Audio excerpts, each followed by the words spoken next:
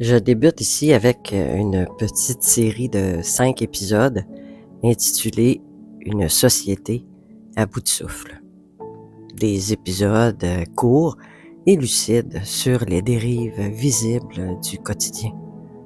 Ce qui craque collectivement, ce qui fatigue, ce qui déborde.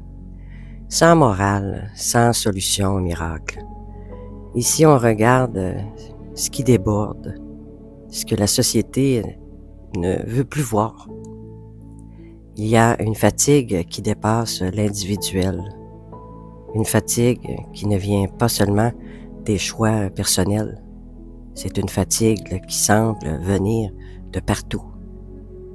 Vivre est devenu lourd, pas forcément spectaculaire, mais lourd au quotidien.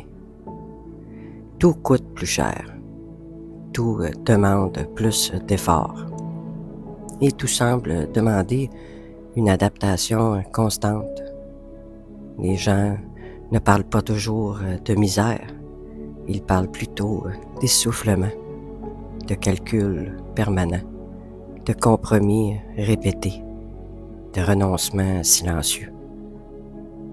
On travaille, on fait ce qu'il faut, et malgré ça, le sentiment d'être toujours en retard persiste. En retard sur les factures, en retard sur le repos, en retard sur la vie. Ce n'est pas seulement une question d'argent, c'est une question de pression globale. Pression de performance, de réussite, pression de tenir le rythme. On demande aux gens d'être responsables, autonomes, résilients, mais on leur enlève tranquillement les marges pour respirer.